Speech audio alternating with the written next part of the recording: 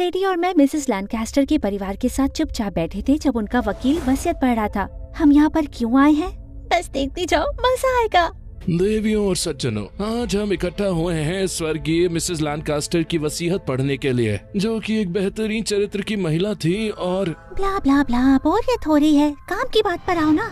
वसीयत की ठीक से जांच करने के बाद ये साफ है कि मिसेस लैनकास्टर ने अपनी सारी जायदाद, जो कि $10 मिलियन की है, एक लड़की को दी है, मिस सेडी। वहाँ पर चुप्पी छा गई और सेडी अचानक रोने लगी। ओह माय गॉड, मैं हैरान हूँ। इस लायक बनने के लिए मैंने ऐसा क्या किया? बस पिछले 2 साल से उनकी इकलौती दोस्त थी, फिर भी प्यार की कीमत नहीं लगा सकते, बल्कि $10 मिलियन भी नहीं। पर मुझे बहुत खुशी हुई। अचानक मिसेस लैनकास्टर के परिवार वाले गुस्से से लॉयर के ऊपर कूद पड़े, उस पर चिल्लाए, उसके कपड़े फाड़े, रूम में फाइलें फेंक दी और सीधी बस मुड़ी और मुस्कुराई।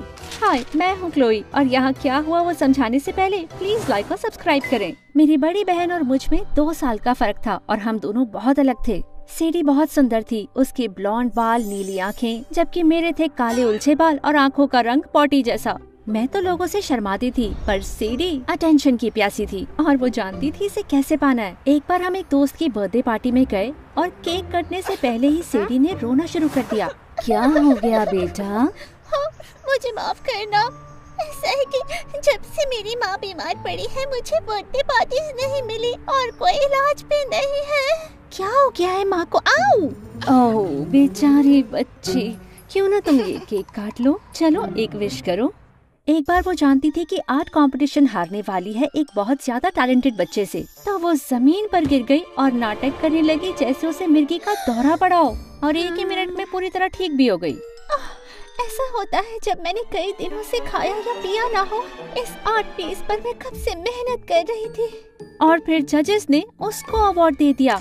बचपन से ऐसा लगता था कि सबका ध्यान मेरी बहन की तरफ है और मैं उसकी परछाई में जीती हूँ। मुझे फर्क नहीं पड़ता था, मुझे फोटोज लेना अच्छा लगता था और कैमरे के पीछे खुश होती थी। सीडी मेरी फेवरेट म्यूज थी। सीडी की पसंदीदा लड़की तो वही थी, पर मैं दूसरे नंबर पर आती थी। क्या मतलब मेरी बहन का प्रोजेक्ट अच्छा नहीं है? ये कोई हार्वर्ड नहीं है, तुम्हारी स्टूपिड क्लास है। तुम्हारी पार्टी की गेस्ट लिस्ट में क्लोई के लिए जगह नहीं है? जगह बना सकते हो अपनी मॉम को अनइनवाइट करके। सीडी की फ्रेंड ने एक बड़े बैंड को इनवाइट किया था अपनी पार्टी में और मुझे बहुत मजा आया। मुझे इनवाइट करने के लिए थैंक्स। ये पार्टी बहुत मजेदार है। ये पार्टी बकवास है और ये शहर भी। तुम्हें बढ़िया बढ़िया पार्टीज में लेके जाऊंगी जब मैं हॉलीवुड की स्टार बनूंगी, और वो तो होना ही है। मतलब मेरी शक्ल को तो देखो। मेरे पेरेंट्स की एक छोटी सी किराने की दुकान थी। हम बहुत अमीर तो नहीं थे, पर गरीब भी नहीं थे। उन्होंने वादा किया था कि स्कूल के बाद सीडी को एक एक्टिंग एकेडमी में भेजेंगे और कुछ एक्स्ट्रा पैसा कमाने के लिए सीडी मिसेस लैनकास्टर का ध्यान रखने लगी। हमारे शहर की एक अमीर औरत। अक्सर सीडी उनके मैंशन में मुझे चुपके से घुसाती और मैं घंटों बिताती उनकी लाइब्रेरी में। लाइफ अच्छी थी, लेकिन मेरे 16 साल के होने के कुछ दिन बाद एक बुरी खबर मिली हमें कि एक इलेक्ट्रिकल फायर से हमारी दुकान पूरी तरह जल गई थी। तुम्हारी माँ और मुझे नौकरी ढूंढनी होगी। सीडी, हमें माफ कर दो, पर हम तुम्हें एलए नहीं भेज पाएंगे। हैरानी की बात है, सीडी जरा भी निराश नहीं हुई। अगले कुछ महीनों वो मिसेस लैनकास्टर के घर पर काम करती रही। फिर एक दिन उसने हमें बताया कि उस बूढ़ी औरत का देहांत हो गया, और यहाँ से शुरू हुआ बवाल। जब लॉयर ने बताया कि मिसेस लैनकास्टर ने अपनी सारी जायदाद सीडी को दे दी है, उनकी फैमिली पागल हो गई। पर सीडी बड़े आराम से बाहर निकली वहाँ से। वकील के साथ बाद में पेपर फाइनल करूँगी। रुको सीडी, तुम पहले से जानती थी कि मिसेस लैनकास्टर तुम्हें सब देने वाली है? गैस करना मुश्किल नहीं था। उनको अपनी फैमिली से प्यार नहीं था। उनको तुमसे भी इतना प्यार तो नहीं था। जरूर तुमने कुछ गड़बड़ की है। ठीक है, मैंने बस एक आइडिया दिया था नई वसीयत बनाने का। उन्होंने बाकी सब अपनी मर्जी से किया। वो 90 साल की आधी पागल थी सीडी। पिछली बार जब उनसे मिली तो उन्हें मुझ पर एप्पल चोरी करने का इल्जाम लगाया अपनी माँ के खेत से। इम्पोर्टेंट बात पर ध्यान दोगी तुम? मैं करोड़पति बन चुकी हूँ क्लोई। तुम ये पैसा नहीं ले सकती, ये हमारा नहीं है। ठीक कहा, ये मेरा है। सोचो मॉम डैड के लिए चीजें कितनी आसान कर सकती हूँ। ये बकवास थ्योरी उनको मत बताना और मुझे मदद करने दो। उस दिन के बाद से हमारी जिंदगी पूरी तरह पलट गई। हम मिसेस लैनकास्टर के मैंशन शिफ्ट हो गए। मेरे पेरेंट्स ग्रोसरी स्टोर फिर से बनाने लगे और सीडी ने अपने लिए एक महंगा सा एक्टिंग कोच रखा। अचानक हम खाने लगे चांदी के बर्तनों में। नौकरों की लाइन थी हमारे यहाँ, और सीडी ऑर्डर करती थी ड्रेस पेरिस से, जूते मिलान और परफ्यूम्स लंदन से। मैं तुम्हें एक बढ़िया प्राइवेट स्कूल भेज सकती हूँ क्लोई। No thank you. कम से कम नए कपड़े तो खरीद लेने दो। जरूरत नहीं है। ओके, फिर एक बढ़िया नया कैमरा। तुम्हें एक फोटोग्राफी चैनल शुरू करना चाहिए। तुम्हें फॉलोअर्स भी खरीद के दे दूंगी। यार तुम बस करोगी सेडी, तुमने चालाकी से एक बूढ़ी औरत से उसकी जायदाद ले ली और उसके परिवार को लूटा है। तुम रात में सोती कैसे हो? अच्छे से, रुई के गद्दे और मखमल की चादर के बीच। और कभी कभी अगर नींद ना आए तो भेड़ गिनती हूँ, पर ऊन की जगह मेरी भेड़ के ऊपर लगा है पैसा और घास की जगह वो कूदती है खूब सारे पैसों के ऊपर। उससे मैं एकदम अच्छे से सोती हूँ। पर सेडी ने जो किया उसे मैं एक्सेप्ट नहीं कर पा रही थी और इससे हम दोनों के बीच दरार आ गई। हद तो तब हो गई जब सेडी ने एक शाम पार्टी रखी और वो दिखा रही थी टेलर स्विफ्ट का एक जूता जो उसने नीलामी में $75,000 का लिया था। तुम्हें इसे वापस करना होगा। स्वीटी, तुम्हारी तबीयत ठीक नहीं लग रही, क्यों ना थोड़ी दवाई लेकर आराम से लेट जाओ। नहीं, तुम्हें इसे बेचकर सारा पैसा उसके ओनर को लौटाना होगा, बल्कि हमें ये सब कुछ लौटाना होगा। जूते को छूने के बारे में सोचना भी नहीं, चेतावनी दे रही हूँ। सीढ़ी मुझ पर कूद पड़ी। हम दोनों तेजी से लड़ने लगे और हमारे पेरेंट्स ने हमें अलग किया। और जब हम अकेले थे मैंने उन्हें सब कुछ बता दिया। मेरे पेरेंट्स हैरान रह गए। मुझे नहीं फर्क पड़ता आप लोग क्या सोचते हैं। मैं 18 साल की हूँ और इस जायदाद पर मेरा हक है। अगर आपको अपनी जिंदगी में वापस जाना है तो चले जाओ।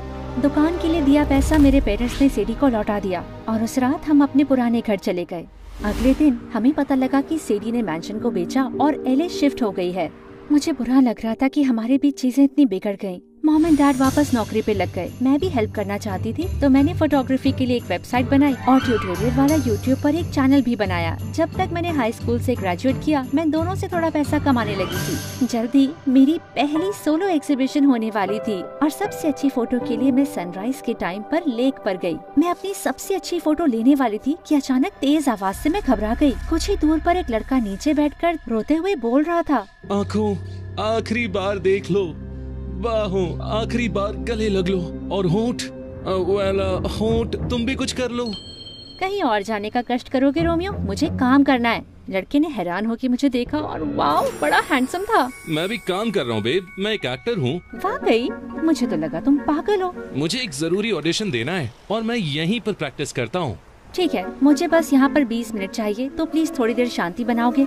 मैं अपने कैमरे की तरफ मुड़ी और देखा वो लड़का मेरे सामने पोज मार रहा है। कोई दिक्कत है? बिल्कुल नहीं बे, जितनी चाहे उतनी फोटो ले लो। मेरा मतलब थोड़ा हिल सकते हो? एक एक्शन शॉट सही है। क्या करूँ मैं, हाथ के बल खड़े हो जाऊँ या बाइसेप्स दिखाऊं? ये एक नंबर का गधा था क्या? ठीक है, तो एक फोटो लेते हैं जिसमें तुम तालाब को ध्यान से देख रहे हो। लड़के ने तालाब की तरफ देखा और तुरंत ही रोने लगा। अच्छा था। एक ट्राई करते हैं जिसमें तुम रोना नहीं। हाँ, ऐसे ही रहो। मैं ब्लेक हूँ, मुझे इंस्टा पर फॉलो करो @BlakeIsAGreekGod। वो नहीं होगा, गुड लक और गुड बाय। ब्लेक वाली फोटो एक्चुअली काफी अच्छी आई थी। मैं हैरान रह गई जब किसी आर्ट कलेक्टर ने एग्जीबिशन में उसे खरीदना चाहा $5,000 में।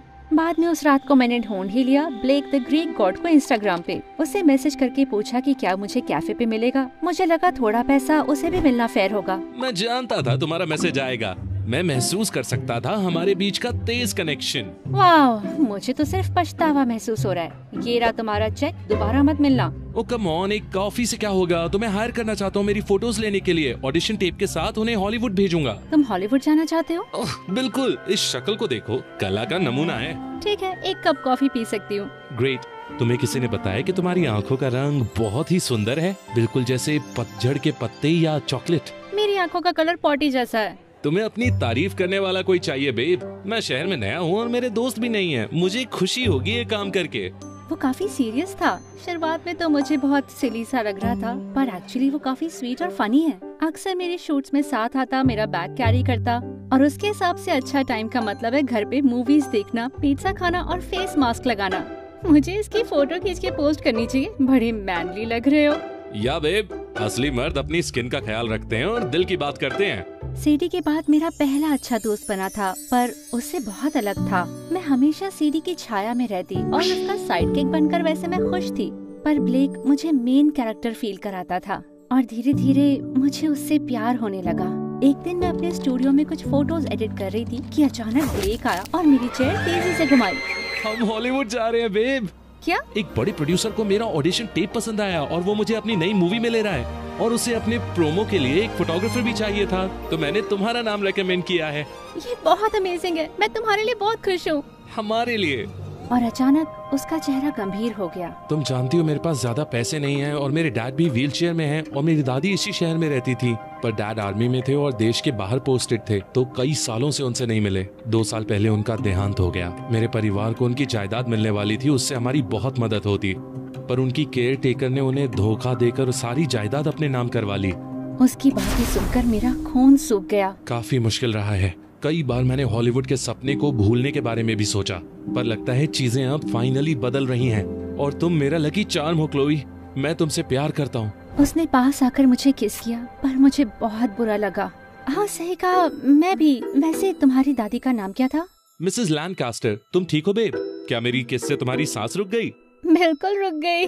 पूरी रात में बेचैन रही। आखिर कैसे बता सकती थी ब्लेक को कि मेरी बहन ने उसकी दादी को लूटा था, पर बिना बताए ये जॉब कैसे ले सकती थी? ये जॉब एक बहुत ही अच्छी अपॉर्चुनिटी थी, उसे जाने नहीं दे सकती थी। आखिर मैंने डिसाइड किया कि एक ही रास्ता है, हॉलीवुड जाना, सेठी से मिलना और उसे कन्विंस करना कि वो सारा पैसा लौटाए। देखते ही देखते हम हॉलीवुड पहुँचे। शूट के पहले दिन हम वहाँ पहुँचे और ब्लेक को खींच लिया गया हेयर और मेकअप के लिए। मैं इधर उधर घूम के थोड़ी फोटोज लेने लगी कि तभी एक जाना पहचाना चेहरा मेरे लेंस के सामने आया। सेडी, क्लोई, तुम यहाँ पर क्या कर रही हो? तुम यहाँ क्या कर रही हो? यहाँ काम करती हूँ मैं, और मेरे हॉलीवुड का नाम है संडे। मैं भी यहाँ काम करती हूँ, मैं ऑफिशियल फोटोग्राफर हूँ। और तभी ब्लेक वहाँ पर आ गया। हे बेब, तो तुम हीरोइन से मिल ही ली?